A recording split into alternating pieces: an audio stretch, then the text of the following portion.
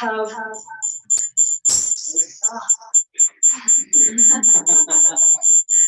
we have an echo. So Dio and I studied some music in India. And so this is just sharing little bits of what we learned, what this music means. What does it mean to study music in India? And I'm sure that some of the music that you study here in Morocco have a similar idea behind it. So the first thing that we're going to do is in Indian understanding, and not just in Hinduism, but in many religions, the sound is the first vibration of God's creation, the first aspect of creation on earth. Within the Quran, we have food, let's say, and in Hinduism, they have the cosmic sound. Does anybody know what the cosmic sound is? Even before the Om, so many times we think the Om is the first sound, but even before the Om is just the. So let's connect to each other and to the beginning of creation and to the Creator together.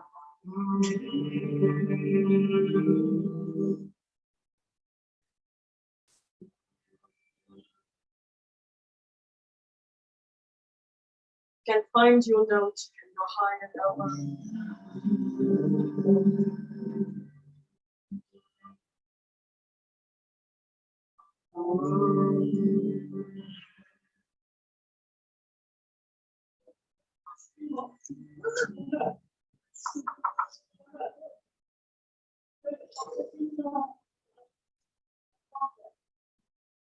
Kudausi. Kudausi is a legendary percussionist. And Kudausi, he played a drum called bakawaj. Bakawaj is a long drum with two skins, as if you had the two tablas in one drum. And Kudausi, like many musicians of his time in the 18th century, he played his drum for a king. He was a court musician. And the king, he loved Kudausi. He was fantastic. Everybody loved Kudausi. And the king, he was very proud of having such an excellent musician in his court. And many other kings were jealous, envious. But Kudausi, he often felt that the king didn't quite appreciate his music. He didn't quite understand where this music could lead him to. He didn't understand, he wasn't capable of listening to the silence in between the beats. He wasn't capable of listening to the silence from where the music came from. And actually, many times when Kudausi would play, the king, he would talk to the other people, not listen. One day, the king, he had important visitors come to the palace. And so, of course, he asked Kudausi to come and play. So Kudausi, he started to play.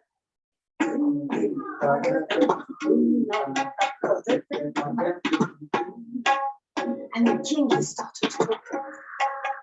Kudausi continued to play. And the king continued to chat with his visitors.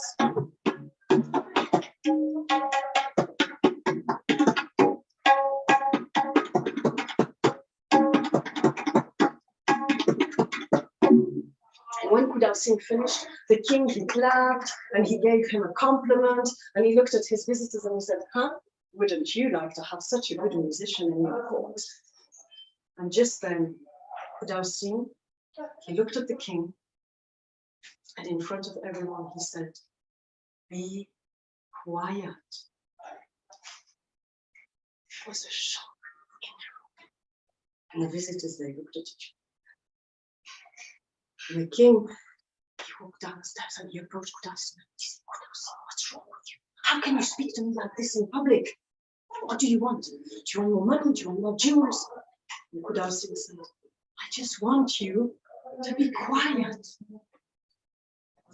He had said it too loud for it to be ignored, and the king sent him to the palace prison.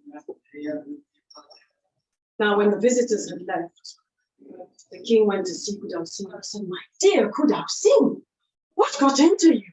How could you speak to me in public in this way?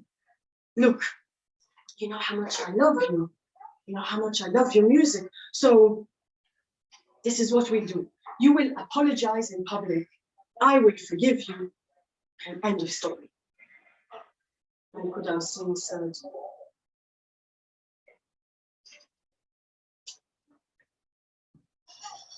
and the king said, "Are you prepared to apologize?"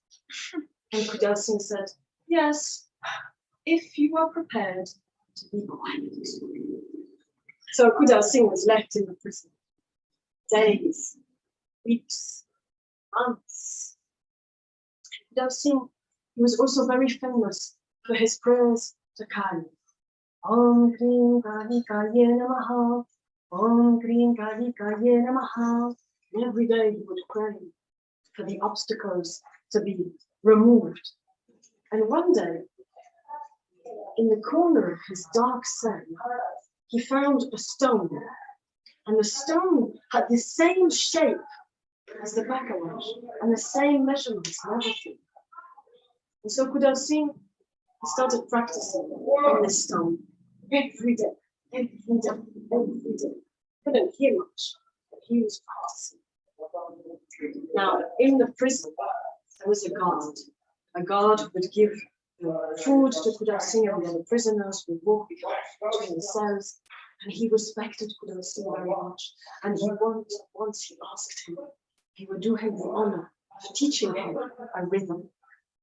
And Kudao Singh explains that to play a rhythm, first, you have to be able to say it. So the guard said, "Can you teach me a rhythm?" And Kudao Singh said, "Yes, I'll teach you a rhythm in 8 beats." Now, the guard, he started practicing this rhythm. He wasn't very good, so I think he needs your help. So maybe you can help the guard to practice the tabla rhythm, the Bakawash rhythm. Yeah? So the first 4 beats, and maybe this half, you're going to say the first 4 beats. Da, ge, na, ti. Da, ge, na, ti. Da, ge, na, ti. Da, ge, na, ti. Da, ge, na, ti. Da, ge, na, ti. Da, ge, na, ti. Da, ge, na, ti. Da, ge, na, ti. Da, ge, na, ti. Da, ge, na, ti. Wow, you're better than the guard. So he learned very quickly thanks to your help. And then he started learning the other half. Na, ka, di, na. Na, ka, di, na. Na, ka, di, na. Na, ka, di, na. Na, ka, di, na. Na, ka, di, na. And then when he knew it, he would just repeat the rhythm every day when he was walking through the stairs, when he was giving the prisoners the food. Dage nati, nati, dage nati, nati. Dage nati,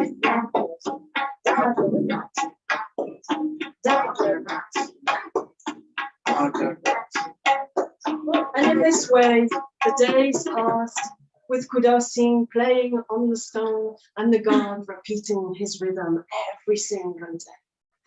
Many moons passed, many seasons passed, many sun cycles passed. And one day, the king, he came to visit Kudao Singh and he said, "Kudao Singh, everybody's talking. They know how you spoke to me in public, and I have done nothing except leaving in prison. Please apologize, and I can free you." Kudao Singh shook his head and stayed quiet. So he was condemned to death by trampling of an elephant. So days before the execution, they didn't give any food to the elephant. And they prodded it and poked it with spears and sticks. And the day before the execution, the king came to see Kudao Singh and he said, "I can't do anything else for you. Do you have one last wish?" And Kudao Singh said, "Yes. I would like to have my Bakawash, my drum, so I can die playing." "You shall have it," said the king. "I have a second wish," said Kudao Singh. "What is it?" said the king. "I wish for you to be quiet, said Kudasi. So the next day, they brought Kudasi out in the big arena. They brought him to the center. He sat on the floor. They gave him his drum. Then they released a ravenous, angry elephant. The elephant came out, running haphazardly around all the arena. The arena was packed with thousands and thousands of people who had come from all places, from all the kingdom, to hear the great Kudasi play. And the elephant was running. Kudasi, he started to play, and he played a Ganesh Parad, a prayer.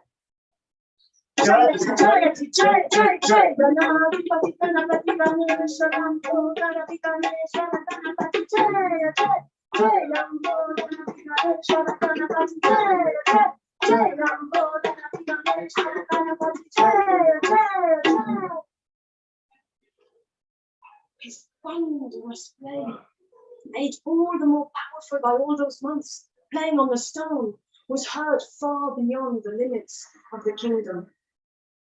The people present felt things that they couldn't explain inside. And then suddenly a little girl shouted, "Look!" And everybody looked, and Kudao Singh was still playing. And the elephant was running now towards him, straight. And when the elephant got to where Kudao Singh was still sitting and playing, the elephant stood up on its hind legs, started dancing to the Ganesh.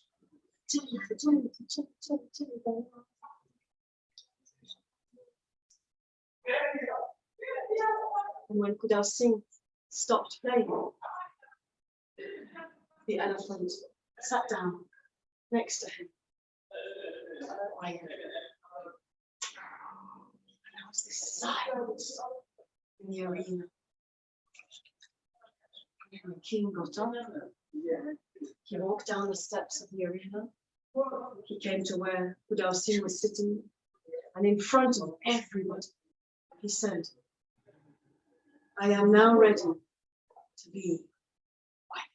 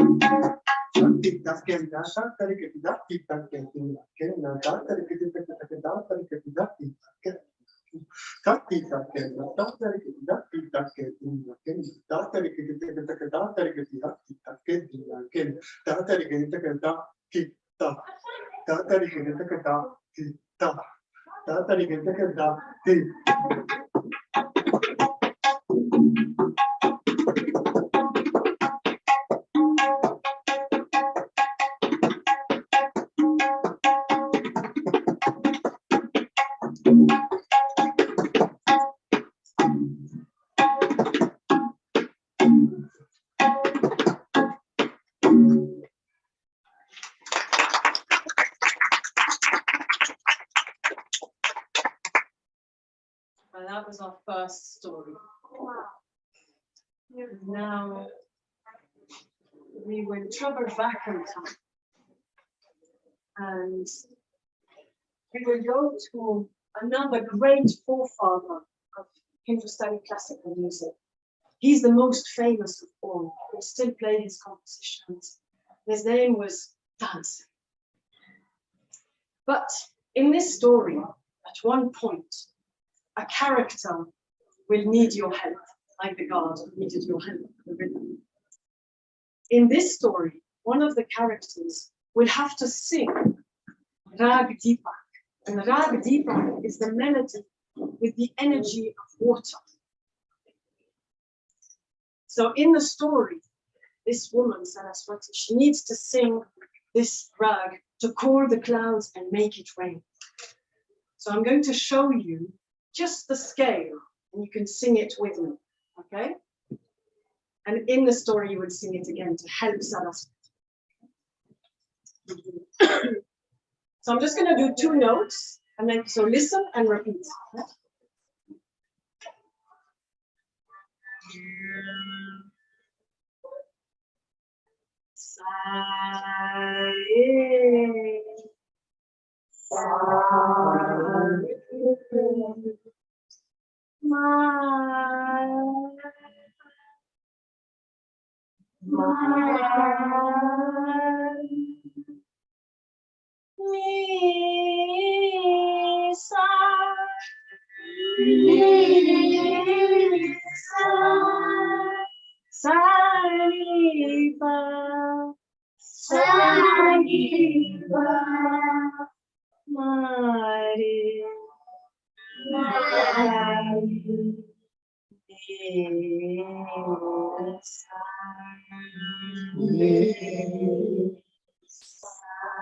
Should we do it one more time?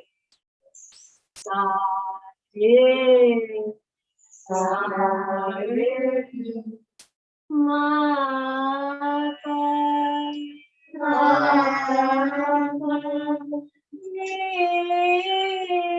sa,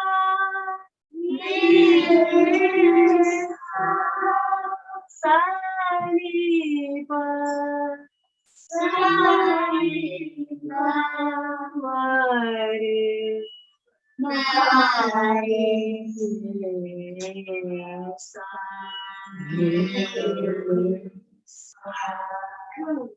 So in the story, I think Saraswati will really need your help. So when it's time, you help Saraswati to sing, and you have to also put the intention. We want rain. Call the cloud. Please come. Please, rain, come. Okay? So Tansen. Tansen is the forefather. And Tansen, when he was very, very young, little boy, he could imitate every single bird in the forest. Not just the birds. He could also imitate bigger animals. He could talk to them just through his voice, through singing. They could understand him. And he could imitate the roar of the lion so well that when pilgrims would pass in the forest where he lived and they would hear a roar of a lion, they'd all run away, take refuge in caves, up trees. Sometimes in Tansen's parents would say, it was not a lion, it was my little boy. And that is how he met his teacher Swami Haridas. Swami Haridas was passing by with some disciples. They heard this roar. Everybody shouted, lion! And they all ran away.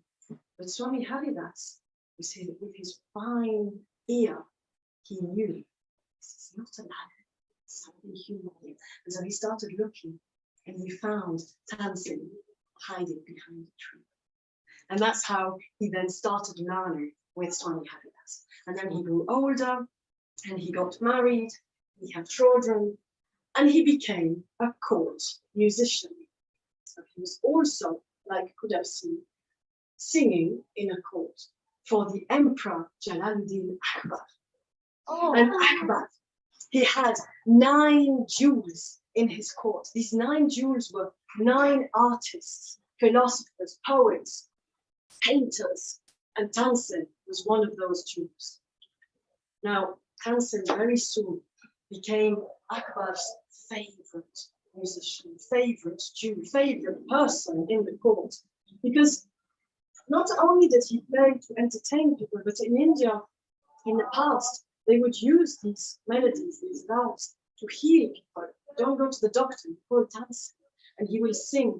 If you need the energy of fire, he will give you the energy of fire. If you need the energy of air, he will give you the energy of air to heal your body and your mind. So very soon, he was healing all the people in the palace. And so Akbar loved him a lot. And he did listen to him. He wasn't a Buddhist. He appreciated him. But the other courtiers started getting jealous. Why is he Akbar's favorite? Why is he always getting the extra presents? So they were plotting on how to get rid of him. And one day, one of these men was outside of the palace and he was talking to a musician. And the musician said, you want to get rid of Tansen? Easy. Make him sing the rag of fire. A long time. And if he does it well, really, he will consume himself from the inside, burn, and he will die. He ran back to the palace and he told the other people in the palace. So they all went to Akbar, the emperor, and they said, Your Majesty, you say Tansen is the best of the best of the best of the best of the best of the best of Hindustan. But we have found out that to really know how good a musician or singer is, he must sing or play, in this case sing, the rag of fire. And if he does it well, the candles in the chandeliers, the bougies, will light up on their own. Akbar thought this was a fantastic idea. He could make an event out of it. He could invite many people. And he said, yes, go and get Tansen. Come in, please. Hi. Yeah. Welcome. Thank you. So he said, yes, go and get Akbar. Go and get Tansen.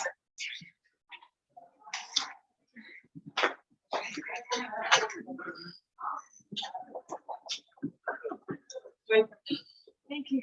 So they went and got Tansen, and Akbar said, you shall sing the rag of fire, rag deepa. Tansen tried to explain that, Your Majesty, it's not possible. You shouldn't be singing this rag. It could be very dangerous. And Akbar said, you shall sing. So Tansen agreed. He was so worried. And he asked Akbar if he could have 2 weeks to prepare. And Akbar agreed. And so Tansen, he walked home through the city, thinking, what can I do to save myself? I'm going to die if I sing. So as he walked,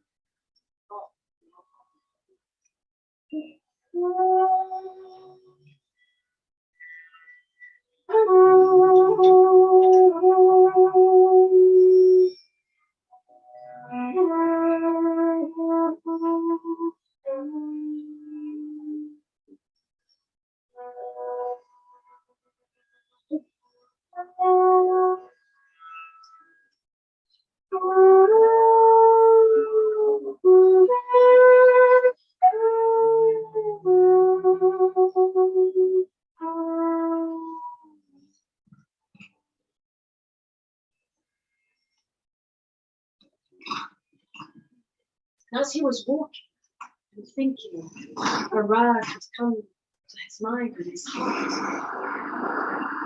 Rag deepa, a rag of water. This is my solution to save myself. So he ran home. And at home, he called his daughter Saraswati. Saraswati had been learning music with her father since she was a little girl. Now she was a grown woman. He said, Saraswati, you must learn rag deepa. But you only have 2 weeks. You have to learn it well and well. She said, I can do it, Father, with your guidance. And so from that day onwards, Saraswati, she started to practice day and night.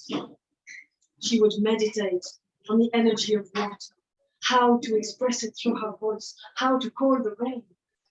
When she would take a rest and sleep, she would dream of Rag Deepak. When she would eat with Rag Deepak. When she would bathe with Rag Deepak, the energy, the water melody. And she practiced with her father, who was teaching her. And the day came when Tansen had to sing in the palace. So he walked to the palace. The gardens were full of people who had come from all over the place. They wanted to hear Tansen sing Rag Deepak. They had heard that it could be dangerous and that the singer could die. He walked into the great hall. All the important guests were there. His enemies were there, waiting. Akbar was there on the throne, and he said, sing. So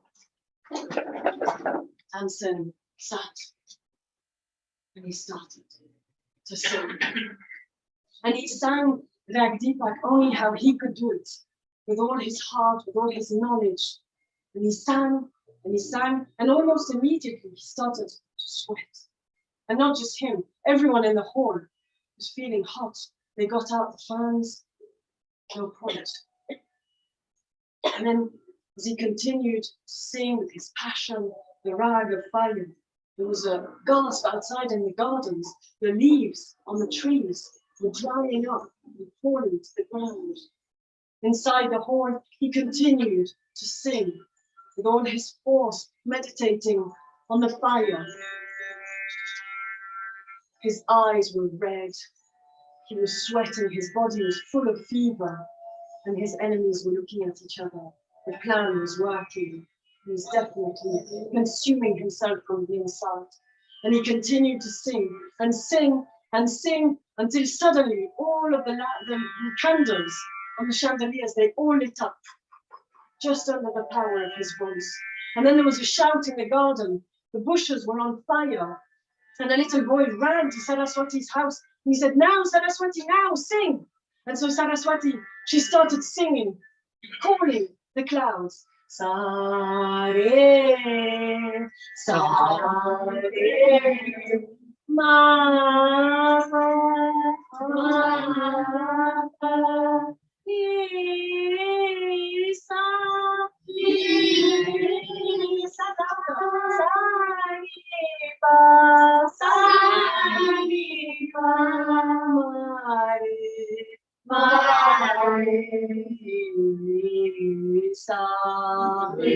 She continued to sing, calling for the clouds, and soon the sky was filled with dark clouds, and it started to rain. First, it was very gentle rain, just little drops falling, and then she continued to sing. Sa re ma ni sa ni ba ni sa sa ni ba ba ma ba ni sa. And then there was thunder, and there was some lightnings, and it was as if the fire and the water were competing, and it was pouring with rain. And then Tansen, he ran out of the hall, and he stood there under the rain, drenching himself and trying to drink. And then he fell to the ground, unconscious. And he was taken into the palace. And he was very sick for many, many, many days.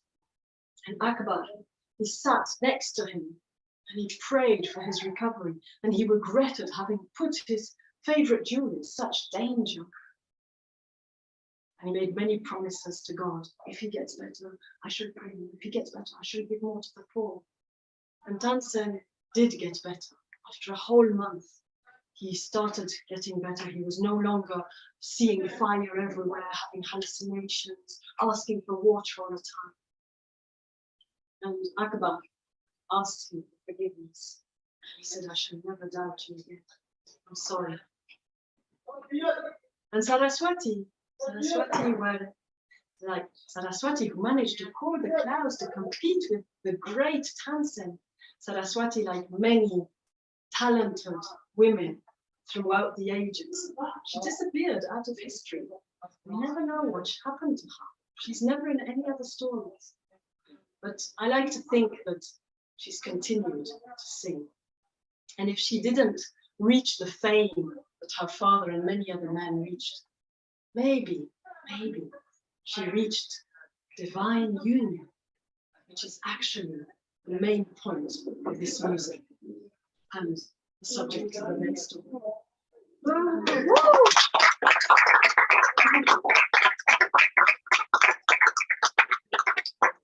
Thank you for your participation. We'll see if trains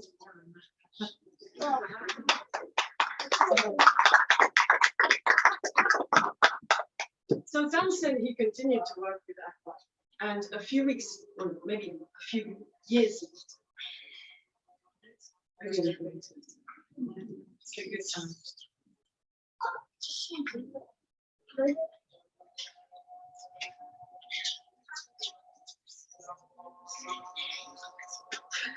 So for those who are online, there's a call to prayer, so we're just going to wait for a few minutes.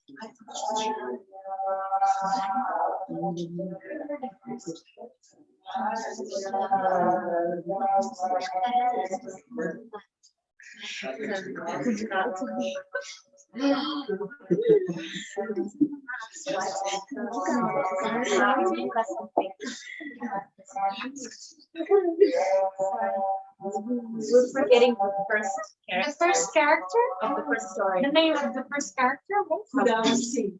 Dancing. Yeah.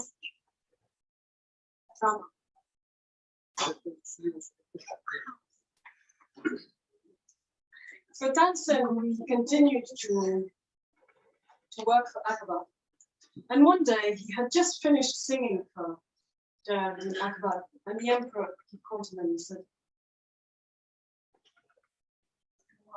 that sometimes I wonder, I know that you're the best of the best of the best of the best of the best, but I think if you sing in such a beautiful way, how must your master sing?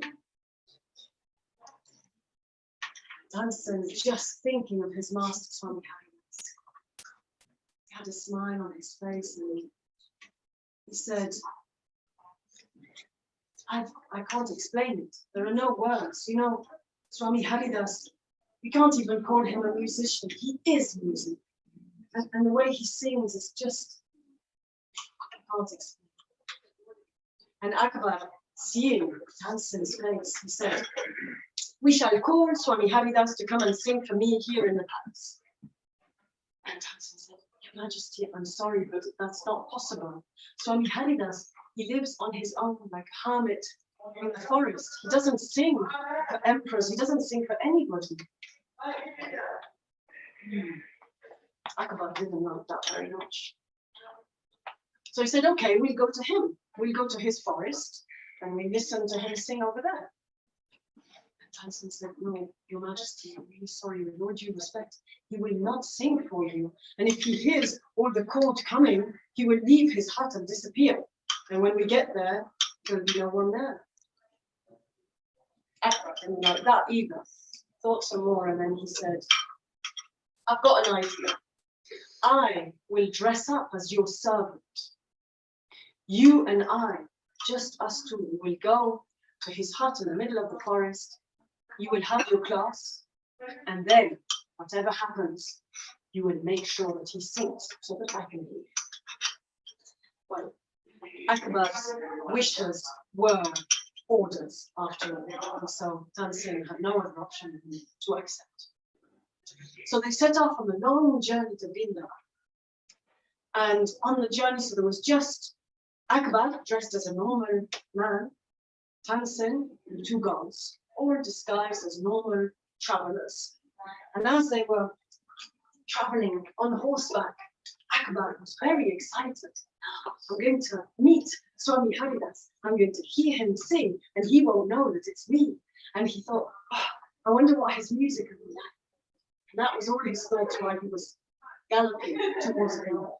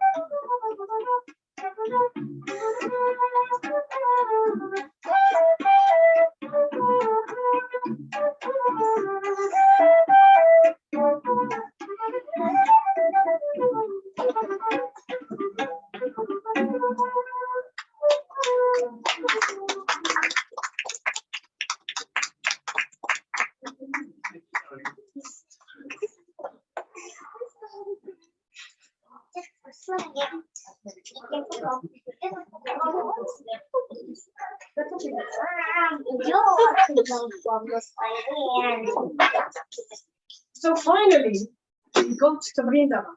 They got to the forest.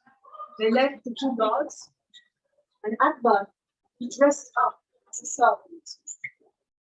Tansen and Akbar, they moved into the forest. We got to Swami Haridas's house. Swami Haridas was there sitting. Tansen sat. Akbar sat a little behind him.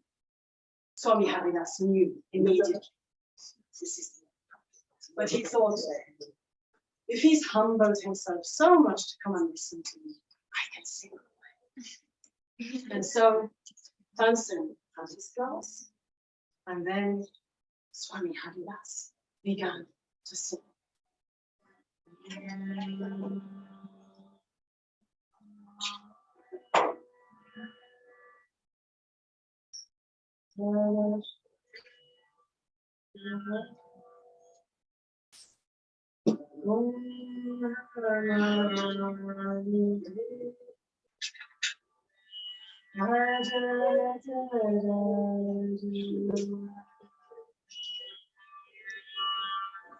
Akbar had never heard anybody sing like Swami Haridas.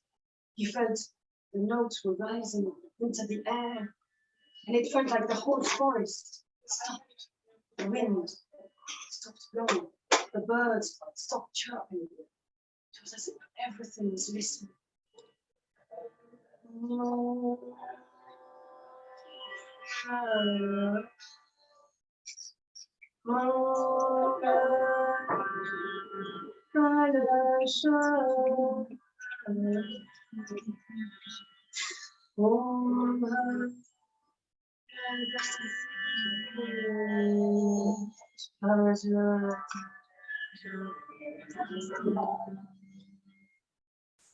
And Akbar, he felt like the notes, the voice of Swami Haridas was touching every molecule in his body. He felt his whole body was vibrating, as if his body was listening also. I invite you to close your eyes, go into the forest with Swami Haridas.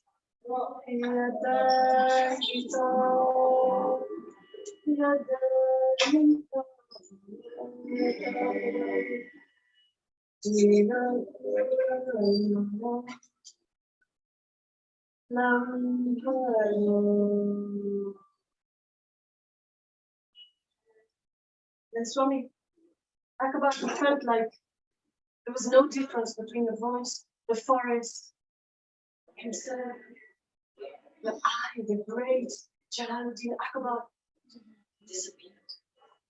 And there was just one. Anigra Murikita Anigra Murikita Yabushita Vayate Yasmin Yasmin Basmasi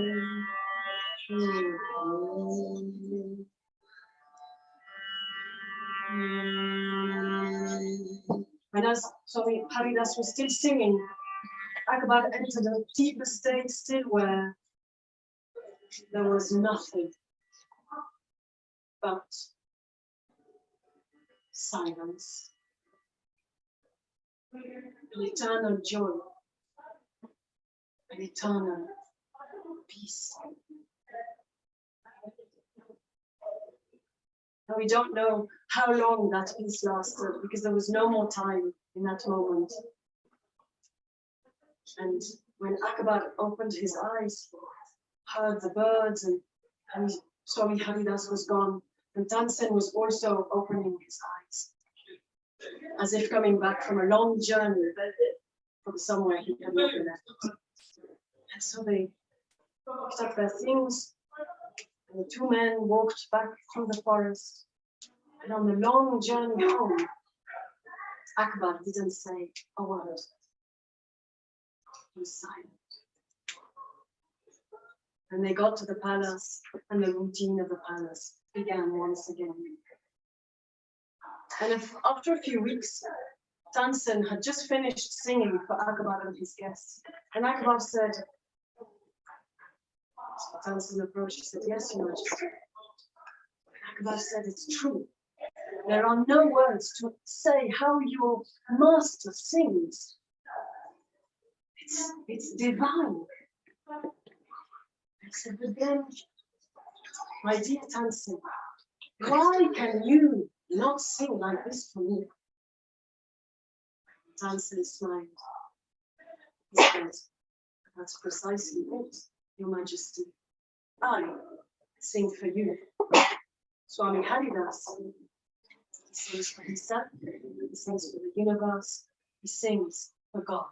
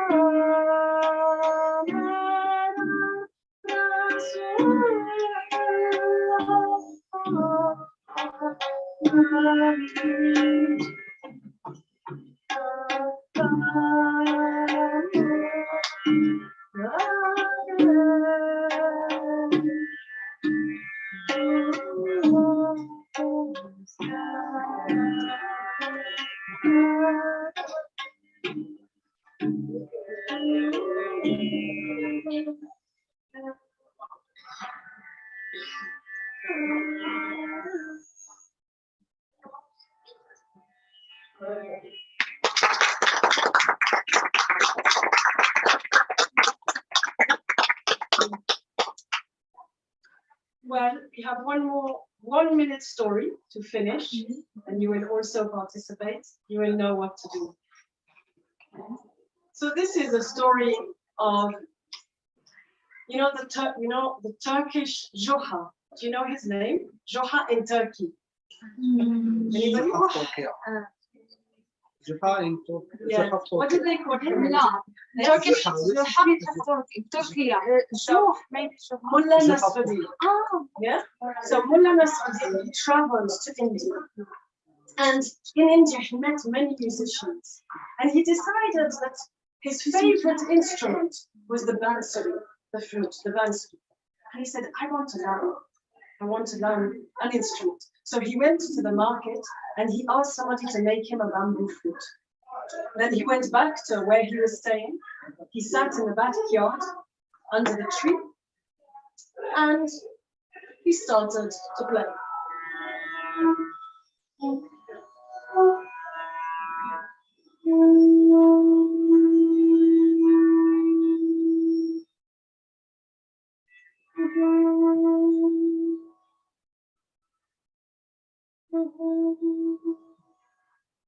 All day long, the same note.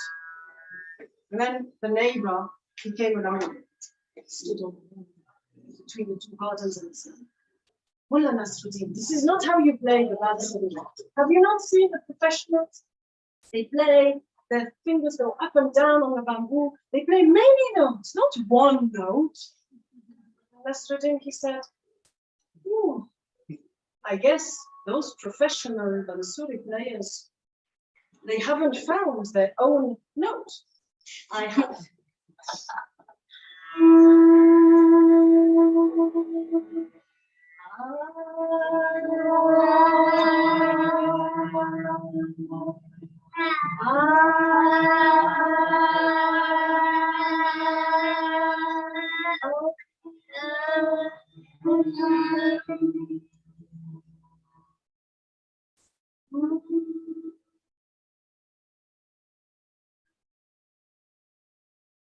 So I wish you all find your own note, which might change every day. Thank you.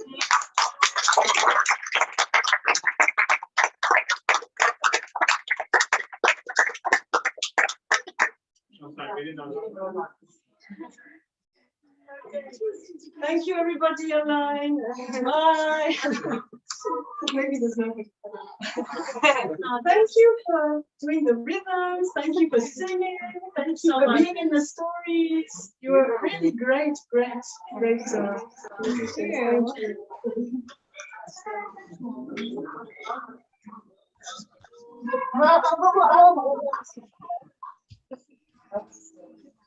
Yeah, if you have any questions, you can ask the stories written or just my teacher will tell me when I'm studying. Thank you, dear. So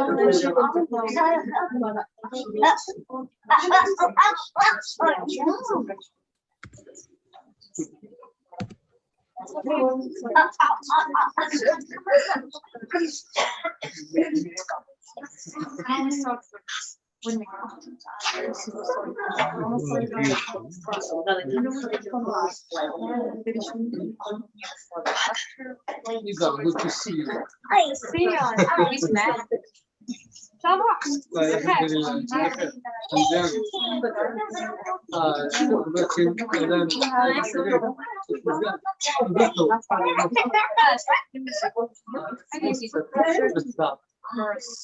then,